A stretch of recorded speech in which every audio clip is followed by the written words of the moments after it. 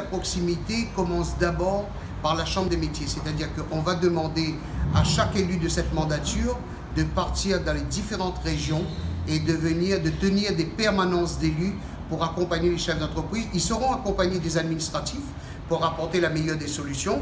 Et si, ma foi, ils peuvent pas répondre à toutes les suggestions, on va leur demander de revenir tous les mois au bureau et on mettra dans un tronc commun, on essaiera de trouver la solution et de donner à l'élu de son secteur pour pouvoir en parler, pour pouvoir trouver la bonne méthode.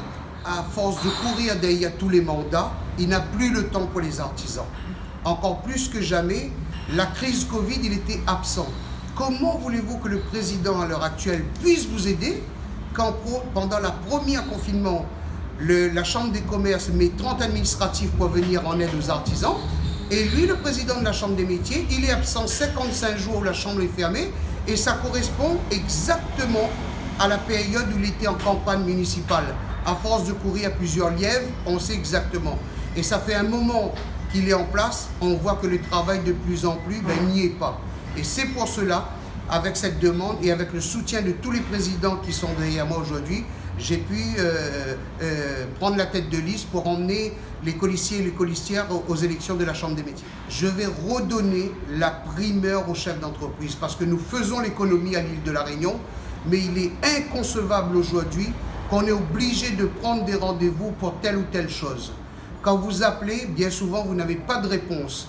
Ou si ce n'est, quand vous avez besoin de réglementation, vous avez besoin de financement, vous avez besoin de répondre à un marché ou à un appel d'offres, on ne trouve personne. Je vous donne un exemple concret, monsieur.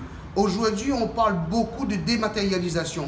On parle de signature électronique.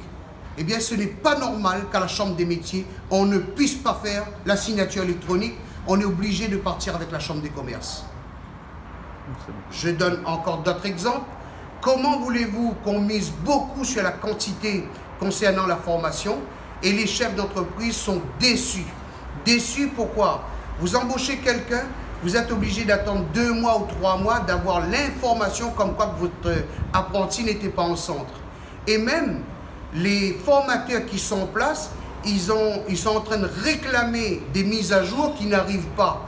Or que nous, aujourd'hui, en tant qu'artisans, quand on doit prendre un jeune, on doit faire une formation de tutorat.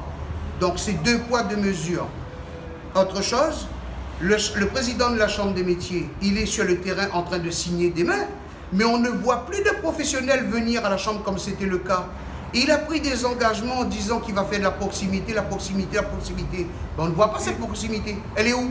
Si aujourd'hui, mesdames, messieurs, les anciens sont à mes côtés et les 17 présidents de syndicats sont là, on n'a qu'à se poser une question. Pire, c'est que parmi ces 17 présidents de syndicats, il y en a certains qui viennent de son syndicat.